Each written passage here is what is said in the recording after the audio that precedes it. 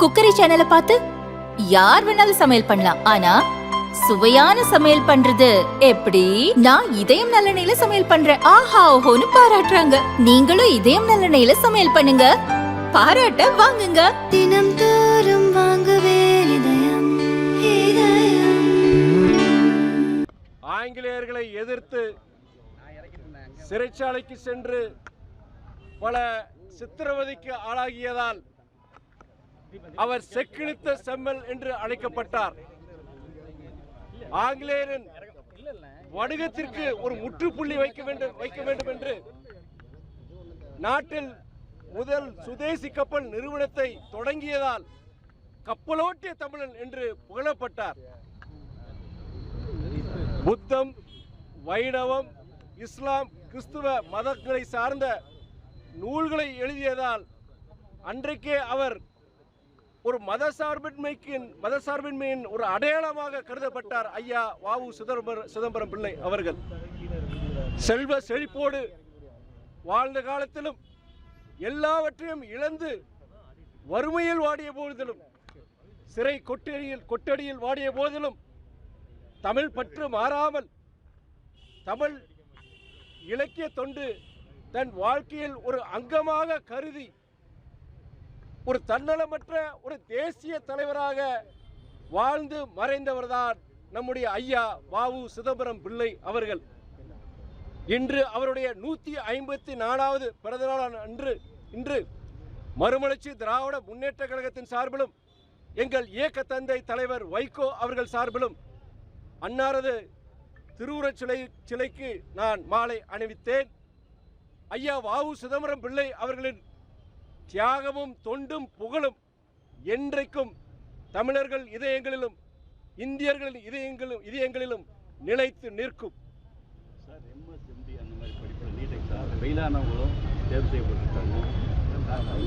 NEET பொறுத்தவரைக்கும் இனியும் நிறைய அதில் குளறுபடிகள் இருக்கு. மொத்தத்திலே நீட்டை அகற்றுங்கிறதா மறுமலர்ச்சி திமுகவுடைய கோரிக்கை. இனியும் பொறுத்த வரைக்கும் புதுசாக சில நீங்கள் குழப்பங்கள் அதில் வருது. அது நீங்கள் பத்திரிகையில் நீங்களும் பலமுறை அதை தெரிவிச்சிருக்கிறீங்க. நீட் பொறுத்த வரைக்கும் நம்முடைய மதிமுக மட்டுமல்லாது திமுக, காங்கிரஸ், பொது உடைமை இயக்கங்கள் எல்லா எதிர்க்கட்சிகளுடைய கருத்து என்னவென்றால், ஏழை எளிய வீட்டு பிள்ளைகளுக்கு மருத்துவ கல்வியை ஒரு எட்டா கனியாக கொண்டு வந்தது இந்த நீட்டு தான். நீட்டை முற்றிலும் அகற்ற வேண்டும் தான் எங்களுடைய கருத்து.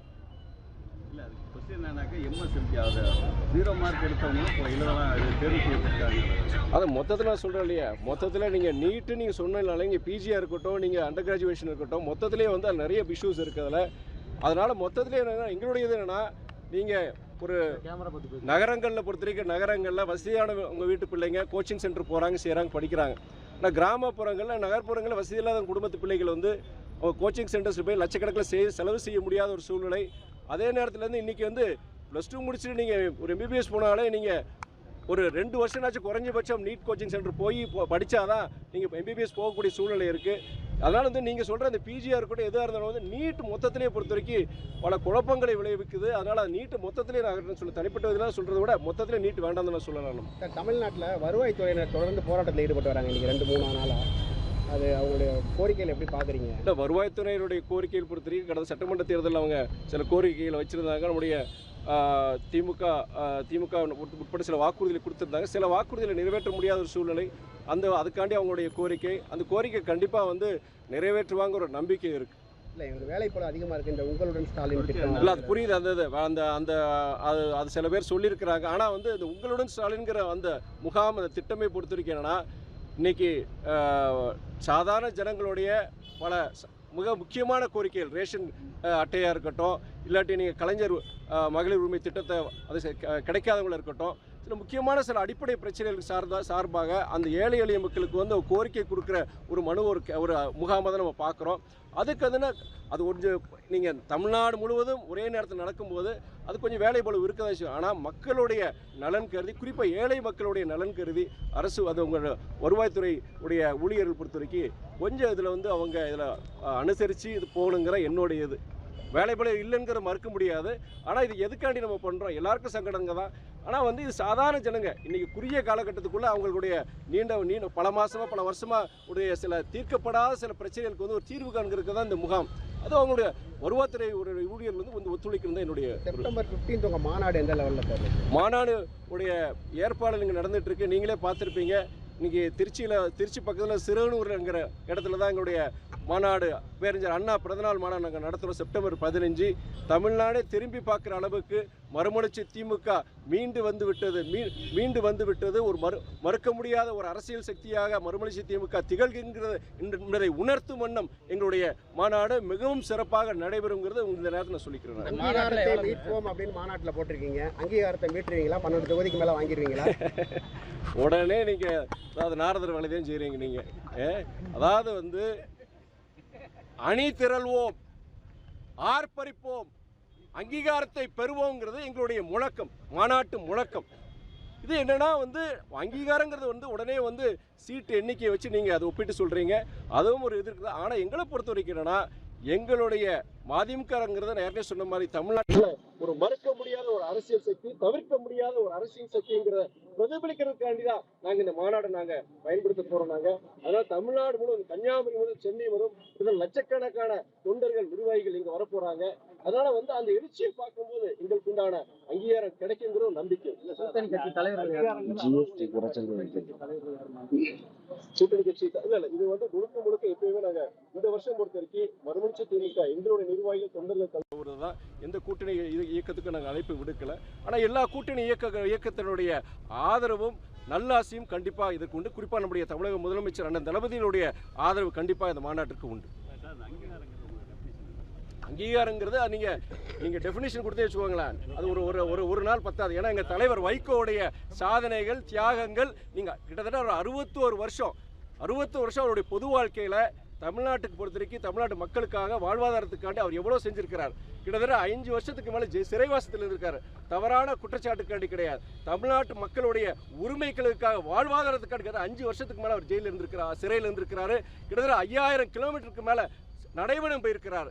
அவருடைய முக்கியமான பிரச்சனை நீங்கள் சொல்லணும்னா நீங்கள் நச்சு ஆலை ஸ்டெர்லைட் ஆலையை இன்றைக்கி தமிழ்நாட்டில் இல்லைன்னா அதுக்கு காரணம் தலைவர் வைகோ. அதே மாதிரி நீங்கள் தஞ்சை வேளாண் மண்டலத்தில் இன்னைக்கு shale gas, methane, hydrocarbon போன்ற நச்சு திட்டங்கள் இன்னைக்கு அறிவிக்கப்படலைன்னா அதுக்கு காரணம் தலைவர் வைகோ. இன்னைக்கு நெய்வேலியில் எல்எல்சி நிறுவனம் இன்னைக்கும் தனியார் மயமாக பொதுத்துறை நிறுவனமாக இருந்து கிட்டத்தட்ட 30,000 குடும்பங்கள் அதை நம்பி இருக்குன்னா அதுக்கு காரணம் தலைவர் வைகோ. இன்னைக்கு இது மாதிரி அதே நேரத்தில் நாடாளுமன்றத்தில் மைய மண்டபத்தில் நீங்கள் கிட்டத்தட்ட 40 வருஷம் கழிச்சு சுதந்திரம் வாங்கி 40 வருஷம் கழிச்சும் நம்முடைய அரசியல் ஆசை சட்டத்தை கொண்டு வந்த அண்ணல் அம்பேத்கருடைய திருவுருவ படம் அங்கே கிடையாது. ஆனால் தலைவர் வைகோ அங்கே நாடாளுமன்றத்தில் முழங்கிய ஒரே ஒரு ஒற்றை காரணத்துக்காண்டி தான் இன்னைக்கு நாடாளுமன்ற மைய மண்டபத்தில் அண்ணல் அம்பேத்கருடைய படம் இருக்குது. இது போன்ற பல விஷயங்கள். இன்னைக்கு நீங்கள் ட்ரெயினில் டிடிஆர் போகிறாங்க. நீங்கள் 20 வருஷத்துக்கு முன்னாடி அந்த டிடிஆர் பொறுத்த வரைக்கும் படுக்கிறது வசதி கிடையாது. ஒன்று நின்றுட்டு வரணும், உட்காந்துட்டு வரணும். அவங்களுக்கெல்லாம் இன்னைக்கு படுக்கை வசதி இருக்குன்னா அந்த டிடிஆர்களுக்கு அதற்கு காரணம் தலைவர் வைகோ. நீங்கள் இது மாதிரி அடிக்கடி இப்போ நிறைய சொல்லிகிட்டே வரலாம். நீங்கள் அவர் வாழ்க்கையில் நிறைய இந்த தமிழக மக்களுக்கான செஞ்சுருக்கிறாரு. அங்கீகாரங்கிறத பார்க்குறது அரசியல் இது மாத்திரம் சீட்டு எண்ணிக்கை மாத்திரம் கிடையாது. தமிழர்கள் மனங்கள் இதயங்களில் தலைவரை கொண்டு வரணுங்கிற தான் நாங்கள் அங்கீகாரம் நாங்கள் பார்க்குறோம். சார் செங்கோட்டையன் போர்க்கொடி தூக்கியிருக்காரு சார். இப்போ யார் எதுங்க போர்க்கொடி தூக்கியிருக்கிறாரு?